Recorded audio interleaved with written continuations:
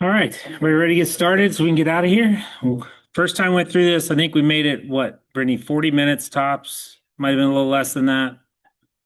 So second time through, hopefully it'll be a little faster for you all as well.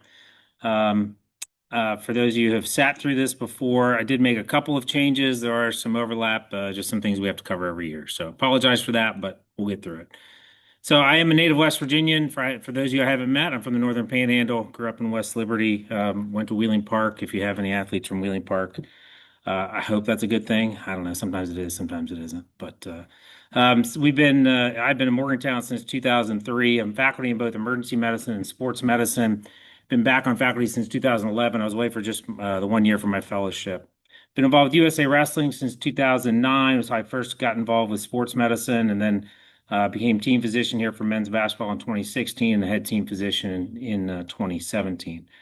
Been a part of the Big 12 leadership over the last several years and the chair of our physician group for the last 3 years. At this point, it was supposed to be a 2-year term. I don't know what happens to those 2 years terms. Sometimes they get stretched. I'm actively trying to get rid of that one at some point, but we'll see how it goes. And then on the executive committee, I'm the member at large in our student athlete health and well-being advisory group through the Big 12. So we're going to cover our independent medical model, physician clinics, the education piece, which is the new thing this year, and then several of our policies I'm going to run through. We'll spend the most time on heat illness and concussions, but we'll touch on those others as well. So our independent medical model, of course, contracted through WVU Medicine. This is independent medical care by our physicians and athletic trainers, which have the autonomous authority to make decisions related to health and safety of the athletes. Obviously, if you have concerns at any time with your medical care, please feel free to reach out to me. We have processes in place already through WVU Medicine to kind of vet whatever's happening, look through those things, make sure a review happens, and we can do that pretty seamlessly. This is our medical staff. So on the top are our non-operative sports medicine physicians, our orthopedic surgeons there on the bottom left, and then on the bottom right, our cardiologist and our dentist. You'll likely, see people who get referred to any number of our orthopedic surgeons. Different places do it different ways. Some have a surgeon who's all dedicated to one team.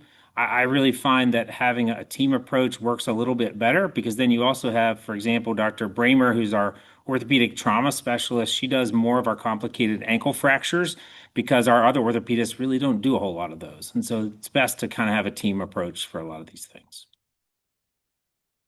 Our physician clinics we'll have every day at the APC. Usually we have a morning and an afternoon clinic. Unless there's some issue with physician scheduling or somebody being out of town, we'll have a morning and afternoon clinic there every day. We do have our female physician clinics will continue. Currently, those are on Tuesday mornings and Thursday mornings. And Dr. Lapp, who was on the top row of that last slide, has joined our group. She did our fellowship a couple years ago and has been a great addition for us as well. Please remind your student athletes of those physician clinics. We do have student athletes sometimes who reach out for care elsewhere, whether it's at urgent care or somewhere else. And I'm not at all saying that it's bad care in any way. It's just, it makes for difficult communication because if they go outside of our system, we can't see what they've done, what meds they're put on. It can create a bit of an issue. So it really just comes down to communication with their athletic trainer. Because if they do have to go somewhere else and they have, that's fine. We just need to make sure we get the information from that so that we can be aware of what's going on. So this is the new piece this year. So this year, I'm going to move this so you guys can see this. I'm recording this just for future stuff. So USCA is the U.S. Council for Athletes' Health. It's an organization that was started with no relation to COVID, but around the time of COVID, and has been contracted by several conferences throughout the country, including the Big Ten, and then several of the Group of Five conferences, and then several of the Division II and Division III conferences. And a lot of individual schools have as well. So currently, the Big 12 is investigating a conference-wide relationship with USCA. We hope that will be announced in the next couple of weeks. That's been our proposal from the Student Athlete Health and Wellbeing Advisory Group. That way, the entire conference is getting the same kind of medical education. That would include an audit process as well that would allow the conference to kind of keep track of who's actually doing it.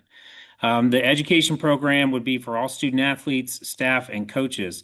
So here at WVU, we had already engaged USCA prior to the Big 12, and so we are actively getting our list together of everyone's emails to make sure that all of that can go out to you and your staff and all of your student athletes. I went through the program, the learning module that you all would do. It takes about 40 minutes. Again, it covers some of what we're doing today, but some other stuff as well. And it's pretty entertaining. It's not completely just slides. It's mostly videos. They talk to you. It's pretty easy to click through. There are a couple of questions along the way just to make sure you're actually doing it. So you will expect to see emails from USCA, again, the U.S. Council for Athletes Health, and then we'll have to kind of make sure everybody's getting through that. Again, we really hope that the conference is going to support this. That will make for, I think, a much more comprehensive program across the conference. And you can look for announcements on that. So policies we're going to cover. We'll talk about our emergency action plans, lightning policy, heat, drug testing, research, and concussion.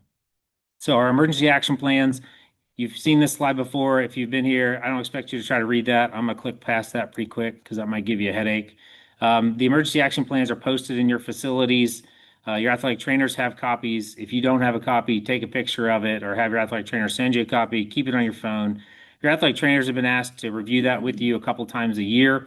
Doesn't mean you have to go through the entire giant document. It may just mean that they sit and talk to you about what would we do if we had somebody had a bee sting and they go anaphylactic? Where's the EpiPen? If I needed your help to call 911, where's the nearest phone? If your cell phone's not working for some reason, how to kind of walk through those things.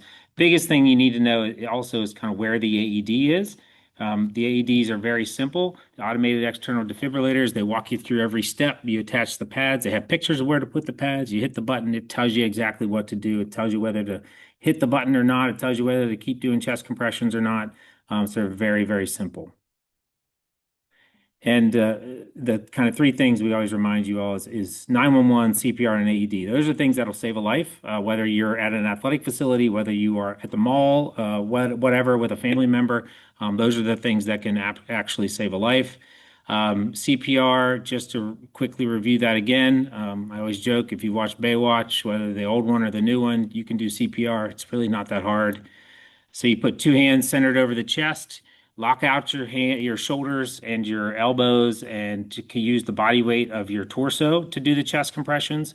I've seen plenty of really kind of hulky nurses or physicians who tire out very quickly from trying to kind of do push-ups on someone's chest.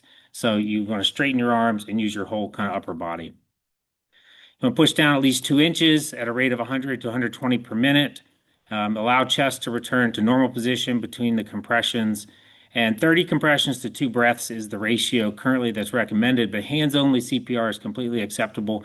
No one should ever avoid doing CPR because they're concerned about doing rescue breaths. Rules are push hard and fast to the beat of Staying Alive, and then there's a bunch of other songs from other genres. If you don't like Staying Alive, there's a bunch of others that are at that beat. So hard and fast. Lightning policy. So this is monitored at practices by your athletic trainers.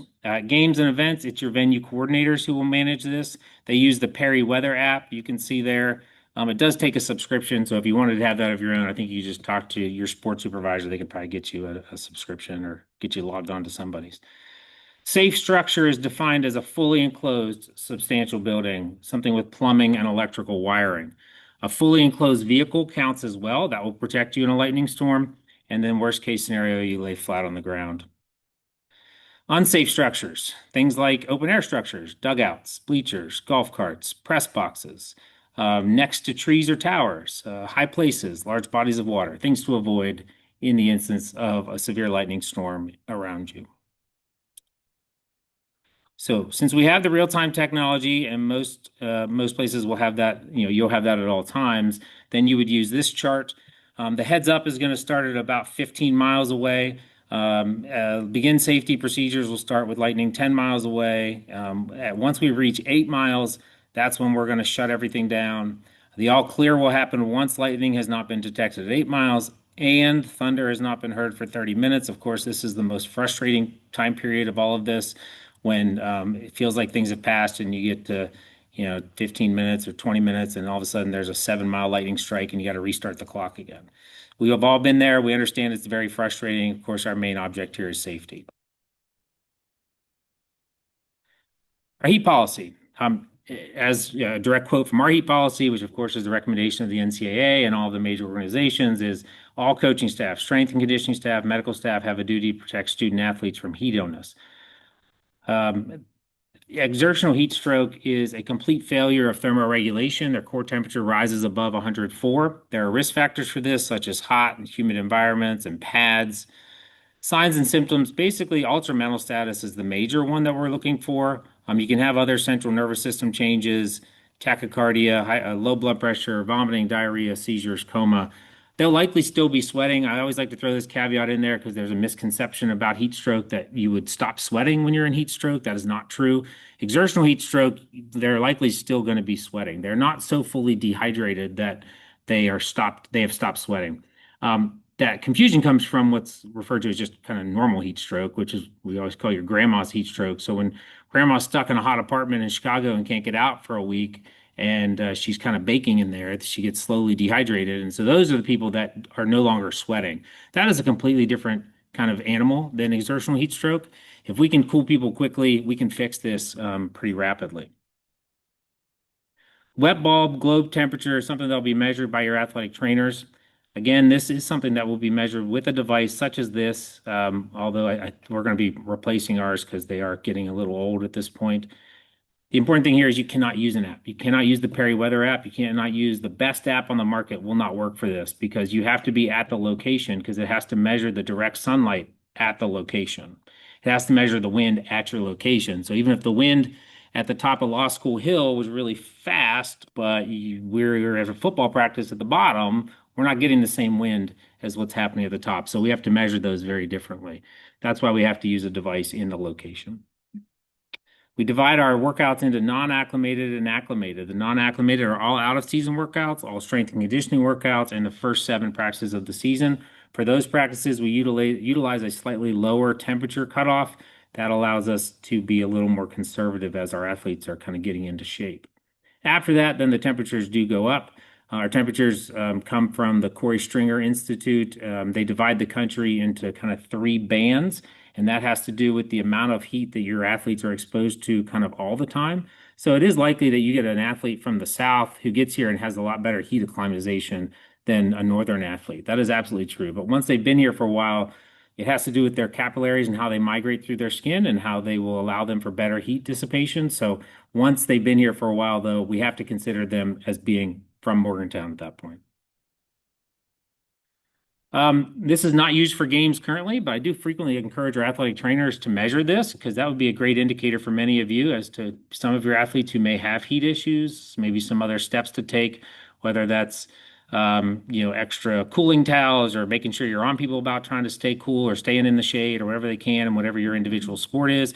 I know our soccers have at times added, I think, an extra water break or something. I know you guys have done at times. So some things can be done, and we like to at least encourage that as best we can. So, of course, prevention of heat illness is everyone's responsibility. We like to identify those athletes who are at risk ahead of time. High body mass, prior poor heat tolerance, poor fitness, medications such as ADHD medications can put them at slightly higher risk for this. So we want to try to identify those issues ahead of time.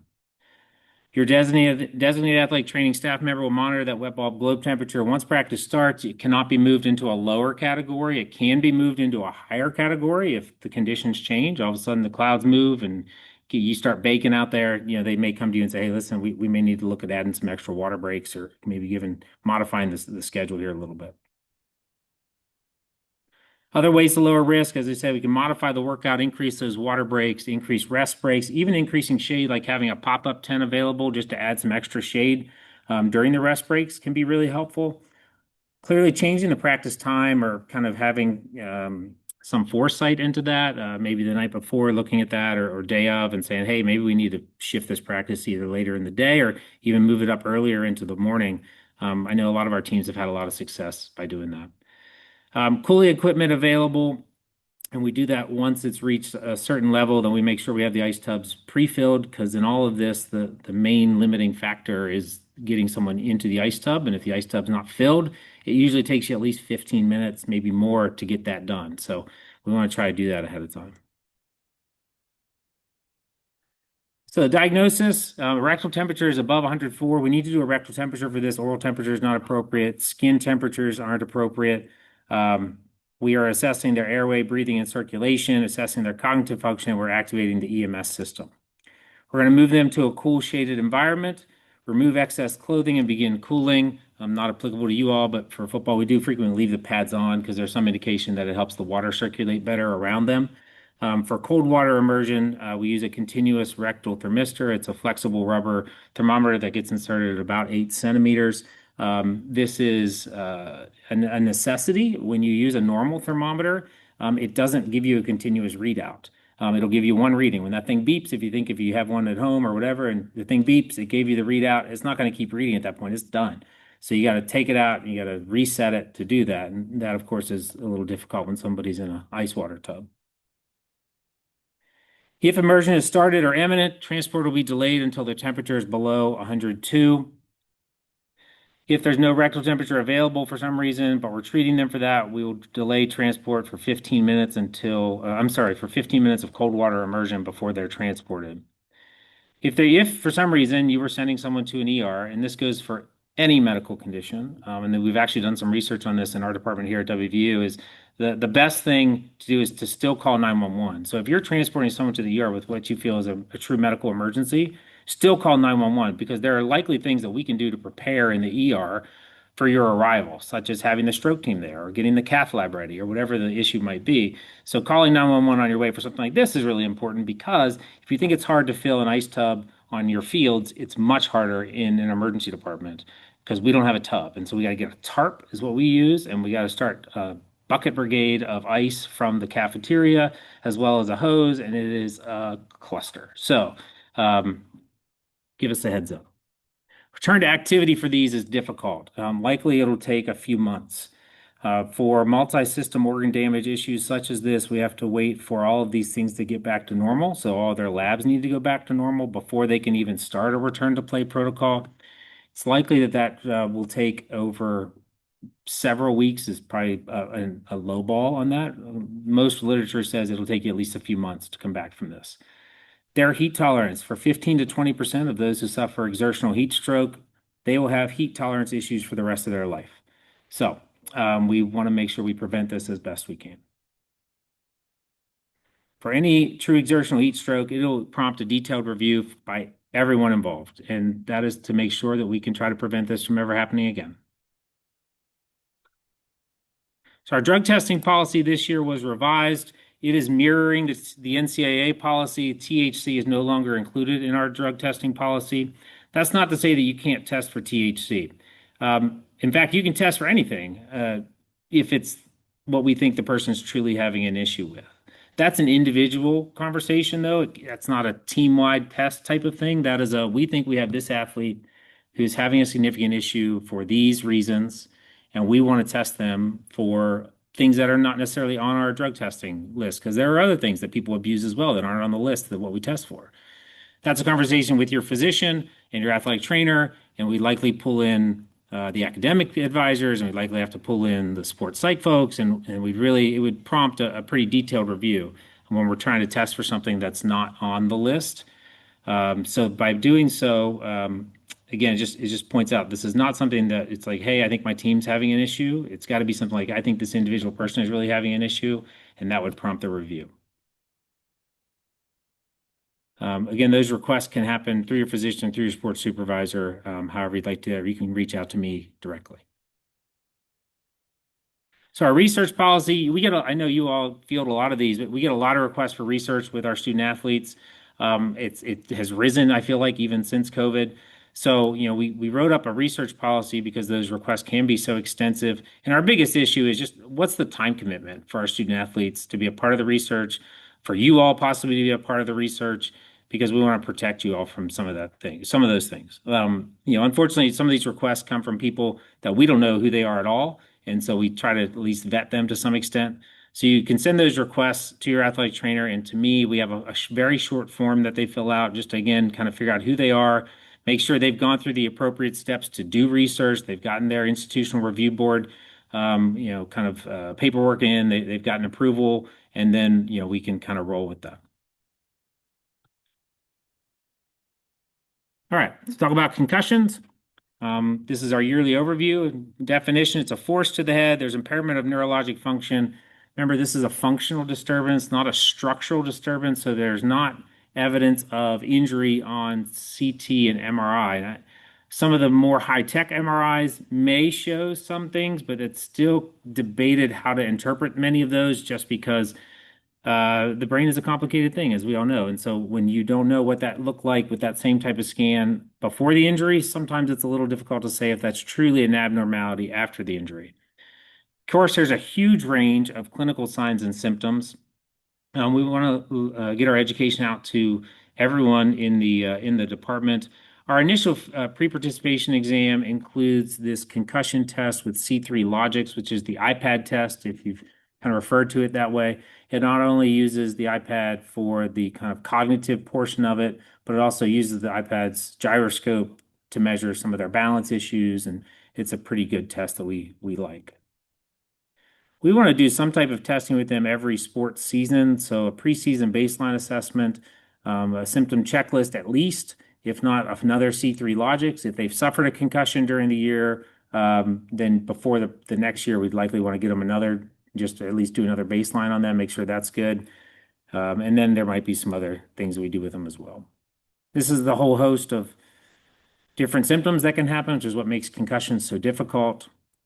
Things from headache that you normally think of to rather what we think are mild symptoms, but can be really troubling, is just kind of feeling like they're in a fog and kind of just walking around like a bit of a zombie at times, to issues with sleep, which we all know the issues that can present.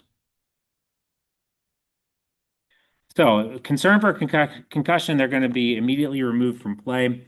They're evaluated by medical personnel with training in the diagnosis, treatment, management of acute concussion. That includes your athletic training staff. They all have that. Remember, a loss of consciousness is not required. Thankfully, I think this point is getting less and less necessary for me to make. But there was a time where we thought you had to be knocked out to have a concussion. We know that's not true. And then we want to do a complete examination, symptoms, cognitive assessments, physical and neurologic exam, balance testing, trauma assessment for other injuries. I've asked our staff to make sure they're trying to do this full assessment. To be very honest with you, frequently you can tell just from the first 3 seconds of talking to someone after an injury that they've had an injury. Some are not as direct, some are not as clear. So then we really need all of these. We want to try to do all of these anyway. But if your athletic trainer is very quickly coming back to you and saying, this person isn't right, they're probably right. We've had lots of instances where our coaching staffs have brought people to us and say, this person's not right. And of course, we trust your all's opinion on that as well. So once they're diagnosed with a concussion, they're not permitted to return to play that day. There are some other reasons to activate our emergency action plans, to take them to a higher level of care, like to the emergency department, a prolonged loss of consciousness, repetitive vomiting, focal neurologic deficits, progressive worsening of signs and symptoms, and then other associated injuries such as a neck injury would prompt a more full evaluation. So our return to play, they do not necessarily have to be symptom-free. I mean, I think this in sports medicine, this has been a major win over the last 10 years or so, which is that the concussion return to play has progressed significantly. There was a time, and I'm sure many of you can remember, when athletes with a concussion were sat out, and like some of them were put in dark rooms and held out of school and away from their friends and all of those things. And there's been some really good research come out that shows those things are not necessary. In fact, some of those things can be harmful to their recovery. And so we want to get them as much into a normal environment as they're used to as quickly as possible while also keeping them safe. So step one is just light aerobic exercise, no resistance training. This is really just getting their heart rate up a little bit. For a well-conditioned athlete, this is a really frustrating phase because they're literally maybe on a bike, maybe walking on a treadmill. They're not breaking a sweat. They're just, at least they're in the environment around people though, which I think is a big improvement as well. Step two, once they've done that, then they progress on to step two, increased intensity of exertive activity, and then on to step three, where they can do more sport-specific drills. No head contact during that, of course, and then add in some progressive resistance training. There's been a bit of a shift in the paradigm regarding when we stop someone on one of these. So previously it was if they were doing step one and they had any increase in their symptoms, we told them they had to tell us and they had to stop. And then the next day we would try step one again. Again, thankfully, there's been good research that shows we don't have to be that strict with them. So now the phrase is a significant increase in symptoms. That is intentionally gray. That is for the athlete or the patient here to kind of speak and to say whether they are.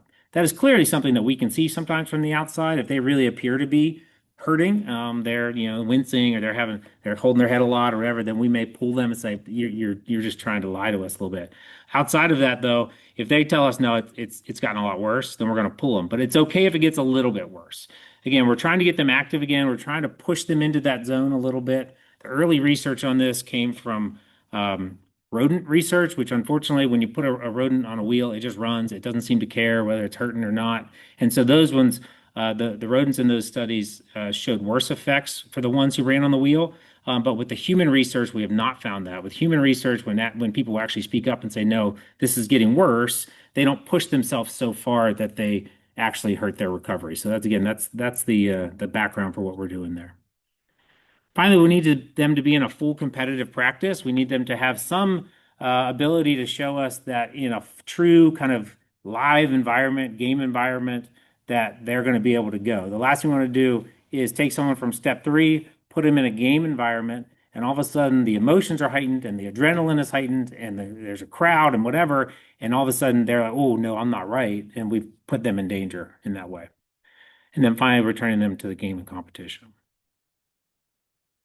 Medical clearance. I added this slide last year. I liked it. I don't know if you all did or not, but so medical clearance is confusing because the word clearance, and right. So we use clearance a lot in sports medicine, and we probably use it inappropriately at times. But there are multiple clearances in this, so you're going to hear the word clearance lots of times before someone's actually cleared to participate fully. So there's the initial clearance when we say, okay, they're cleared to start the return to play. There's the clearances along the way within the protocol, and then there's the final clearance. Clearly, they can't fully participate until the final clearance, but I always like to throw it out in this meeting just to say, remember, if you hear the word clearance, maybe asking the secondary question of like, okay, cleared, but like really cleared or not?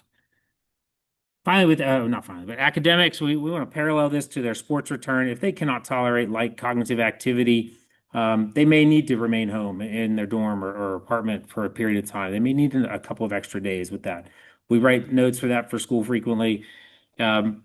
Sports practice attendance, many of our athletes have a strong desire to remain with the team as much as they can. They want to be at practice.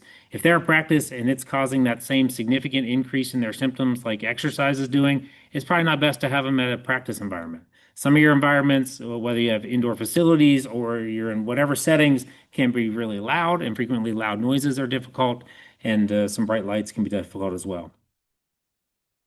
So reporting, this one's pretty easy. All concussions, all sports, all non-sports, we don't care. If they had a concussion, we need to know about it because we don't want to let them participate until we've made sure that they're all better. Again, that goes for every type of concussion, whether they fell down the steps, whether they were in a car accident, whether they, who knows what. So we want to speak the same language as our athletes. Frequently, the medical community focuses on the long-term intrinsic effects of concussions, things like early onset dementia, which is something we throw around frequently. Our student athletes are not usually worried about those things. They're very much worried about the here and now. I think there is a bit of a shift within our student athlete population to worry more about some of these long-term things, given some of the research that continues to come out. But I think the vast majority of our athletes are still very much worried about the here and now. They will attempt to hide or minimize their symptoms. I don't hold them at fault for this. I probably did the exact same thing at some point. As a student athlete, I can imagine a scenario where I would like to do the same thing. I don't think my motivation would be nefarious in any way. I wouldn't feel like I was trying to pull one over on someone. The research would show that when student athletes hide these, it's because of their loyalty to their team and their coaches, and they feel a strong sense of duty to not let people down. And so we want to make sure that we're supporting them through this and let them know that while we know you want to be out there with people, we have to remember to look out for you in this and make sure that we're treating you the best. There are some talking points we use on the short-term effects of a concussion. So a second concussion, while the first one isn't healed, may lead to worse symptoms, symptoms that could last significantly longer, and may even lead to to brain swelling. Brain swelling happens with some head injuries. We have no idea why it happens to some people and not others. There are case reports of people having brain swelling after what appears to be their first concussion of their life. We don't know why that happens, but that is life-threatening, and so we want to make sure they're aware that it could be more common with a second concussion. There is a higher risk of musculoskeletal injuries. This one, I think, tends to get through to some of our athletes, actually, which is for those coming back from a concussion, there's a 50% increase in musculoskeletal injuries. This research was specifically done looking at ACL tears. In one of the studies, there was a 250% increase in ACL tears when coming back from a concussion. So there's a strong balance component with this. There's a strong body awareness component with this, concentration possibly. And so whatever that means for your individual sport, it may raise their risk of lower extremity injuries significantly. So even sitting out an extra day or two or three could be the difference between getting their body into a weird position that causes a significant injury. We know the cognitive effects of concussion, those aren't really debated. One of the studies showed like a 12.5% decline. We know their reaction time will be slow. There's a bunch of research backing that up as well. And then the sport performance decline. We looked at a few of our football players who admitted to concussions after the fact. This has been a few years ago now. And each of them, their in-game grades from their position coaches dropped between 36 and 40% from their pre-concussion level. So before they got hit in the head, they were doing pretty darn good. After they got hit in the head, they were doing pretty terrible. And so when a guy really wants to get back out there, or a girl, because they don't want their team down, we have to remind them that you're likely not going to be the same person that you were before the injury. You're much better off possibly to have your backup. I understand there might be a situation where somebody at 40% decline is still better than their backup. We still want to protect those people. All right, we have to do a couple of other new policies that are nearly complete. We have our cardiac policy and a preventing catastrophic injuries and death policy. Those ones, for you all they really are going to involve is the education component that's going to come from the USCA email, as well as that kind of tabletop exercise with your athletic trainer who's going to review your EAPs a couple of times during the year. Those are really the only high points from those that you'll need to know. And so there's the education and the practice. So this is my last slide. That's a QR code to give some feedback. I put this in there each year. I try to take the feedback that you all give to try to improve this year to year. With the oncoming of the USCA education piece, I do envision that this education session will change significantly in the future, so it won't have to involve as much of the education stuff. But since we hadn't fully done the contract yet with them, I needed to get this done for the year. For those of you who need a physician, frequently we get those requests. That's Crystal Ricosi. She did change her name, so that's why her email does not have Ricosi in it. But if you need a physician, those are the folks at Executive Health who are awesome about getting our people in. Please expect those emails from USCA. Encourage your athletes and staff to complete that training. And if you have any other questions, feel free to email me. All right. Thank you all. Yeah.